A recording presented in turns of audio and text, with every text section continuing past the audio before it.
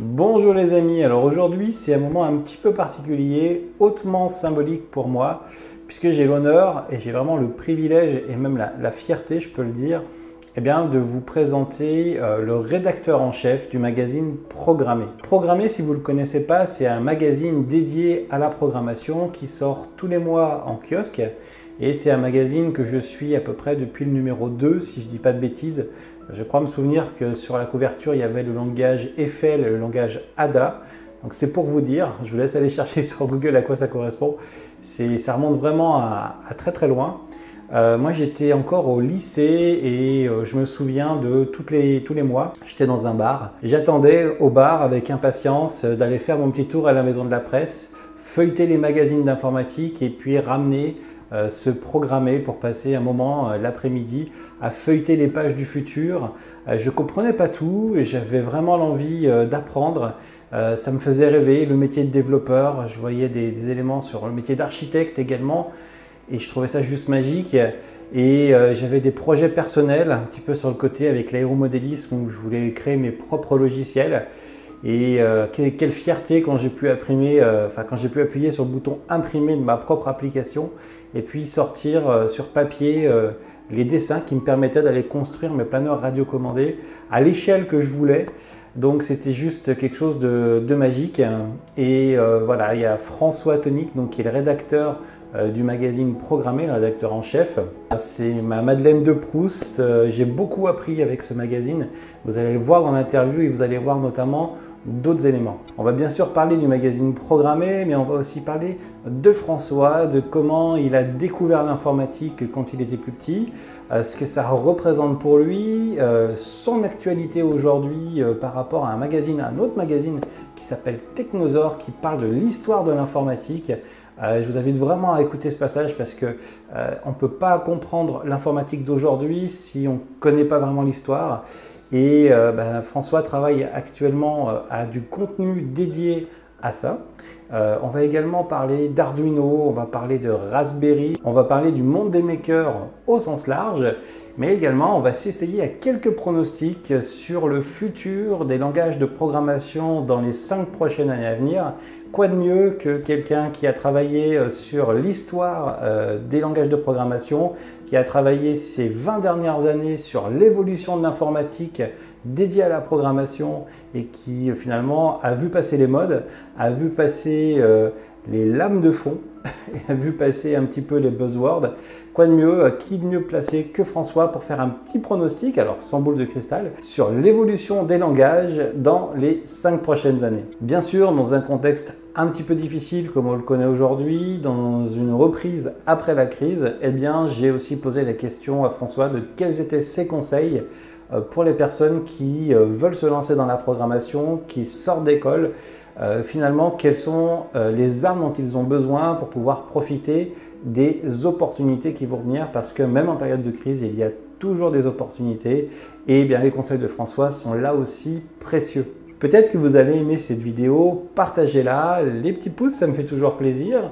Vous pouvez vous abonner à la chaîne pour ne pas rater les prochaines sorties de vidéos avec la petite cloche des notifications. Mettez des commentaires dans la vidéo et la vidéo, vous allez avoir les extraits de l'interview. L'interview est assez longue, donc j'ai vraiment mis les extraits dans cette vidéo. Vous pouvez retrouver l'interview complète sur le blog coderpourchangerdevie.com. Dans l'article, je vous mets le lien dans la description juste en dessous. Dans cet article, vous aurez le podcast en haut et la vidéo complète de l'interview juste en bas. Je vous souhaite une bonne interview, je vous retrouve juste après. Encore merci François. Ciao, ciao. C'était un éditeur qui éditait PC et compatible, donc c'était PC Mag. Et donc, en fait, en printemps 98, ils ont eu l'idée de sortir les quelques pages de code et puis en faire un magazine. Voilà, donc en fait, ça, c'est l'idée de départ. Et moi, je suis arrivé à programmer en 99 à partir du numéro 3. Et j'ai fait quelques piges comme ça, voilà. En fait, j'ai fait ma première pige à programmer en septembre 98. Puis depuis 2002, en fait, je dirige le magazine. Je l'ai racheté après en 2013. Et en fait, l'informatique, moi, je la côtoie depuis que j'ai 10 ans. C'est en 83 que j'ai fait mon premier go-to sur la calculatrice programmable de mon frère. C'était une Casio PB100 à l'époque, Ah oui. que j'ai encore ici, hein, et qui fonctionne sans problème. Puis la passion de la technique, la passion du matériel et de l'informatique m'est venue comme ça. En fait, j'ai commencé mes premières apps, donc c'était sur de l'Atari ST avec un copain. Donc ça, c'était en 86-87, on était au collège. C'était sur un 520 ST. Ouais. C'est au STE, et on codait un jeu, une sorte de casse-brique labyrinthe en GFA basique à l'époque. Début années 90, je suis passé sur du VB3. J'ai fait un petit peu d'ice screen, j'ai fait du GW basique sur les premiers PC XT, AT. Après, j'ai fait pas mal de bases de données, 4D et Fox Pro. Depuis que je fais du monde maker, donc tout ce qui est Raspberry, Arduino, etc., ou de la SP82-66 ou de la SP32. Là, je fais plutôt soit du MicroPython ou du C. Alors, je pense que tout le monde est en train de se dire, mais on ne parle pas de PHP, on ne parle pas d'HTML, de CSS et de JavaScript. Qu'est-ce qui se passe? Je fais partie de ceux qui ont un petit peu pas mal de recul sur l'histoire des langages de programmation, en tout cas utilisés ces 10-20 dernières années. Derrière toi, je vois qu'il y a pas mal de matériel. Ouais. Et j'ai vu passer, on en a discuté un petit peu en off, qu'il y a de l'actualité un petit peu autour de ça. Est-ce que tu peux nous dire ce qui se met en place par rapport un petit peu à l'histoire des programmeurs en France? Bon, on avait un musée au sommet de l'Arche il y a une dizaine d'années, qui a fermé pour X raisons. D'ailleurs, très dommage que la France n'ait pas un vrai musée de l'informatique, mais au sens large, hein, donc aussi bien le logiciel que le matériel, hein, pas que les jeux. Il y a un musée dans l'Est, effectivement, qui fait les jeux, mais pas côté, effectivement, informatique pur et dur. Il ne faut pas oublier quand même que le micro-ordinateur est né en France, hein, accessoirement. Ça, c'est important aussi de le dire.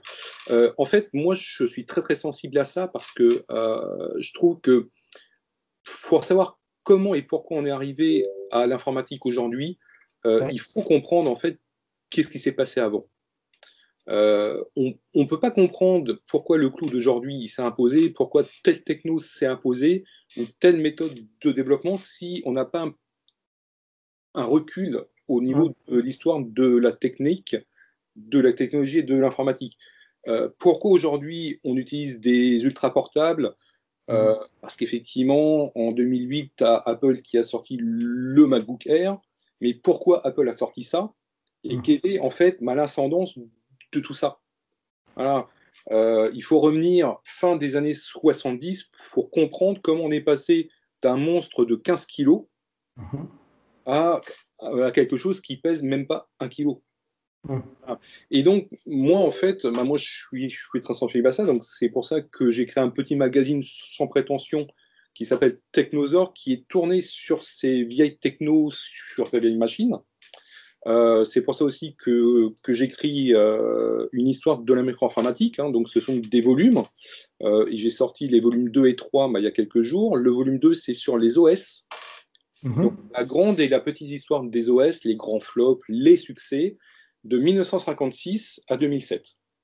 Oh, c'est génial ça. Voilà. Alors, pourquoi 56? C'est très simple, parce que c'est la date du premier OS qui est considéré comme un système. Qui a été fait aux États-Unis sur demande de General Motors, donc le constructeur automobile qui avait besoin de ça pour ses mainframes. Voilà.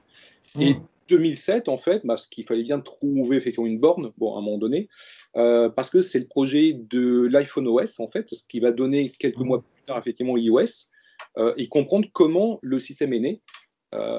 Et voilà. Et donc, je raconte un petit peu qu'est-ce qui s'est passé entre tout ça, que ce soit les DOS, les MS-DOS, les Next Step, les Sonos, etc., etc.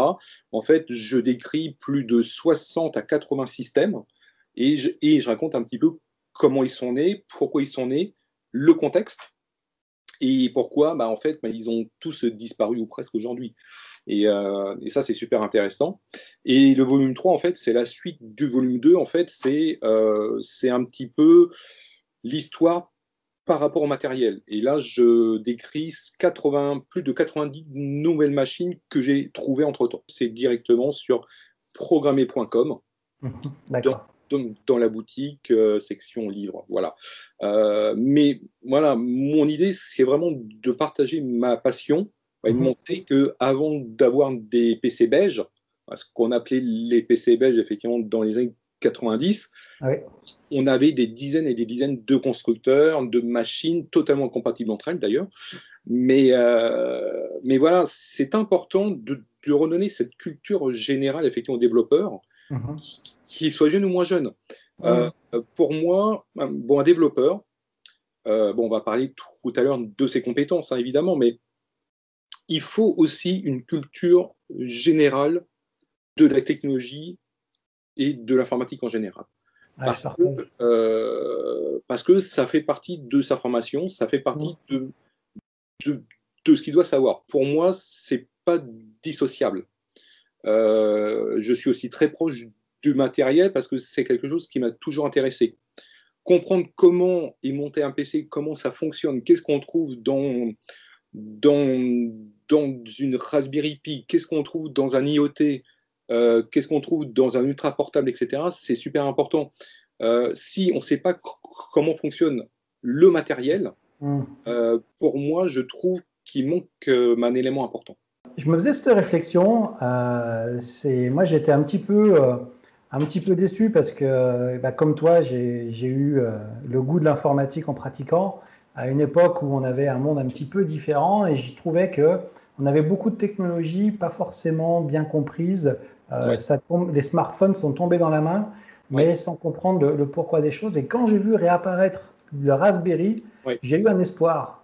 Et ça a redonné, je trouve, un nouveau souffle. ouais. Est-ce que toi, tu as retrouvé avec un Ah, Raspberry ah oui, oui, le oui, oui. plaisir que tu avais avec les Atari avant? Évidemment, c'est la bidouille que moi je voyais encore dans les années 90. Moi, je me souviens des magasins d'électronique que j'avais à quelques minutes de chez mon voiture et de temps en temps, rien que pour le plaisir de voir des composants, je rentrais dans le magasin. C'est vrai que ça m'a manqué. Oui. Et quand j'ai découvert tous les Arduino, les ESP, les Raspberry et tout, bah, j'ai retrouvé ce côté bidouille que l'on avait. Alors, ça me fait plaisir que tu abordes ces côtés-là, le côté un peu maker. Moi, c'est quelque chose qui me tient énormément à cœur, entre guillemets. Et j'ai pas fait exprès celle-là, mais. Et quand tu parles de bus I2C, donc c'est-à-dire la communication de différents composants au sein d'une carte électronique, quand tu parles d'écran passif, tu ouvres un monde que les gens n'ont pas forcément en visibilité parce que c'est pas quelque chose de visuel comme le front avec Angular, avec React, avec Vue, Tout à fait, etc. tout à fait. Et du coup, ça fait du bien de pouvoir parler un peu de tout ça pour montrer aussi tout ce qu'on peut faire à côté qui n'est pas dans le visible et qui n'est pas forcément dans le cloud non plus et qui Non, pourrait faire de l'hybride. ouais, Et du ouais, coup, tout à fait. je te pose une question un petit peu à côté, c'est ma curiosité, c'est toi qui fais du micro-Python et du C, t'as pas envie de tester un petit peu le côté Rust pour aller gratter un petit peu? En fait, moi, je ne l'ai pas encore vraiment tout couché niveau code parce que je n'ai pas vraiment eu le temps. Par contre, je suis beaucoup qu'est-ce qui se passe. Ouais, Et pour tout te dire, là, on est en train de préparer dans le prochain numéro du jeu programmé qui sort le 4 janvier ouais. prochain, on prépare un énorme dossier autour de Rust, Ah, un dossier quand même qui fera 25 pages, hein. ah oui, Euh, d'accord. Quand même, ouais. Voilà, et c'est du costaud. Ah, Voilà. ça c'est cool. Ah, j'ai hâte. Pourquoi? Bah, effectivement, j'ai mis ça parce que déjà, Rust, bah, pour moi, je trouve que c'est une vraie bonne tendance. Ouais. Il y a de bonnes choses effectivement à l'intérieur. Je trouve que la conception est pas mal, qu'il apporte des vraies réponses effectivement aux problèmes actuels. Et Mhm. surtout, quand tu penses que il y a quelques jours, à la grande conf technique d'Amazon Web Services, tu as eu une conférence entière sur Rust. Et D'accord. pourquoi, en fait, tu as des équipes techniques d'Amazon qui sont en train de l'implémenter. D'accord. Et Ok. ça, c'est super intéressant parce qu'en fait, ils te disent pourquoi nous, on utilise Rust? Parce qu'il est stable, parce qu'il est robuste, parce qu'il offre des performances intéressantes Mhm. et que pour nous, c'est un langage d'avenir. C'est qu'on va garder les grands langages actuels. Donc, Mhm. tout ce qui est C++, c'est évidemment Java parce que ça reste Java, C Sharp parce qu'il y a un legacy, bon, un patrimoine énorme Mhm. derrière. Voilà, ça c'est intemporel, on sait que ça restera, donc là il n'y a aucun souci. On peut y aller, on trouvera toujours du job, Mhm. ça c'est pas un problème. Côté web, côté techno-web, là ça pose plus de problèmes parce que c'est un marché qui est très mouvant. Mhm. Euh, ce qui est utilisé aujourd'hui ne le sera pas forcément le cas dans 5 ans. Ce n'est pas parce qu'une lib aujourd'hui est très très en vue que dans un an ce sera le cas. Mais en fait, il faut faire attention entre les buzzwords, les buzz actuels et les vraies lames de fond. Quand on dit aux développeurs, lisez ce putain de manuel, Oui. lisez la doc, c'est RTFM. pas un hasard. Le fameux RTFM, hein, donc Read the Thinking Manual, ce n'est pas un hasard, c'est une obligation. Lisez ces docs, lisez la doc. On ne peut pas faire du code avec un Stack Overflow. Non, non. Déjà en préambule, je dirais quelque chose qui est une récurrence en crise. Ouais. Euh, une entreprise prépare l'après-crise. En Mhm. fait, une entreprise ne doit jamais gérer la crise effectivement à l'instant T. Mais elle doit avoir effectivement au-delà de la crise. Parce que si tu ne prépares pas à la sortie de la crise, c'est là où tu te plantes. En tant que personne, surtout celles qui sont motivées pour changer de vie ou de carrière, c'est la même chose. Tu ne vas pas attendre à la fin d'une crise, et notamment celle-ci, pour te dire je vais peut-être changer. Non, tu sais qu'il y aura des opportunités, effectivement, qui vont apparaître quand tout ce problème sera résolu. Et c'est là qu'il faut être capable de réagir très vite. Oui, effectivement, il y aura des opportunités. Ce ne sera pas toujours évident, évidemment, et ce sera même très dur. Il faut se dire, bon, ok, c'est une période qui n'est pas facile pour tout le monde, moi y compris, mais qu'est-ce que je peux faire pour me préparer à, à l'étape suivante. Si je suis un développeur, que je sois senior ou pas senior ou aspirant dev, Mhm. pareil, c'est maintenant que je dois en profiter. Donc, c'est de faire de la veille, c'est se former, c'est voir qu'est-ce qui se passe à côté, c'est passer éventuellement des certifications dans des langages ou des librairies, c'est tester de nouvelles choses, c'est tester les nouvelles versions de langages ou d'outils. C'est voir qu'est-ce qui se passe dans ma sphère de travail. Il faut mettre à profit ce qui se passe actuellement, se dire j'ai encore quelques semaines pour me former, pour apprendre, pour découvrir autre chose. Je trouve que c'est super important. Euh, Personnellement, voilà, je tiens à le dire, le magazine programmé, pendant des années, m'a vraiment permis d'arriver à cet objectif, c'est-à-dire de me tenir à jour des informations importantes parce que c'était pas simplement de l'information qu'on trouve sur Internet, c'était des spécialistes, et ce sont des spécialistes qui interviennent, qui sont reconnus dans leur domaine, qui sont souvent speakers également, qui font des interventions externes et qui ont à cœur de partager les éléments qu'ils ont au sein des ESN, mais pas que. On peut assouvir sa curiosité et tout en montant d'un niveau. Moi, en suivant programmer, en lisant programmer, et je le pense sincèrement, j'ai vraiment compris des concepts. J'ai pas forcément appliqué dans des projets, mais j'avais cette compréhension du concept que j'avais pas simplement en lisant un article sur un blog sur Internet. Pourquoi? Parce que j'avais le spécialiste au bon endroit, au bon moment. Et surtout, j'avais cette odeur de tendance, ces orientations qui se prenaient en disant, tiens, on va parler de tel... Je prends le cas de Rust, tu parles de Rust. Moi, je sais que le magazine de janvier, je vais le dévorer. Pourtant, Rust, je sais que ça fait un moment que j'ai entendu des infos, etc. Mais là, je me dis, tiens, j'ai un moment où je suis avec mon magazine et je vais être voilà, dans cet état de plaisir parce que c'est du temps, le développement, mais quand on le transforme en projet personnel, on se dit, tiens, j'ai envie de faire ça. Et dans Programmer, on a cette sorte de boîte à outils de, tiens, ah, si j'ai ça, ça, ça ensemble, ça me permet d'y arriver, j'ai bien envie de tester. Et ce vernis, ça m'a aussi permis dans les jobs d'être vraiment crédible dans les entretiens d'embauche parce que quand on me parlait d'un sujet que je ne connaissais pas, ben, j'étais en capacité de rebondir sur ces sujets-là et de projeter une vision en étant honnête, hein, en disant que je ne maîtrisais pas forcément tout un circuit, mais que je souhaitais m'inscrire dans ces mouvances-là. Et ça m'a permis, moi, de passer des étapes dans ma carrière. Donc voilà, c'est un grand merci et je voulais le dire parce que c'est super important. Mais ça c'est un point intéressant que tu mets en avant parce que euh, moi, je rencontre beaucoup de développeurs qui ont des œillères, en fait.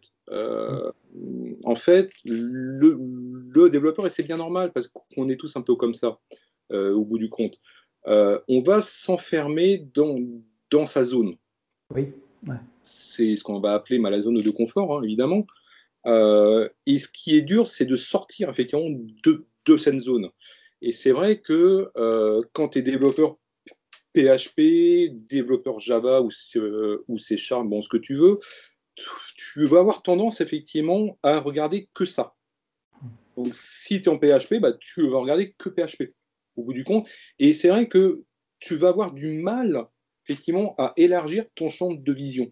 Si le développeur n'a pas une vision d'ensemble, il va être de plus en plus isolé dans sa technologie. Bon, aujourd'hui, tu ne peux plus te permettre cela aujourd'hui.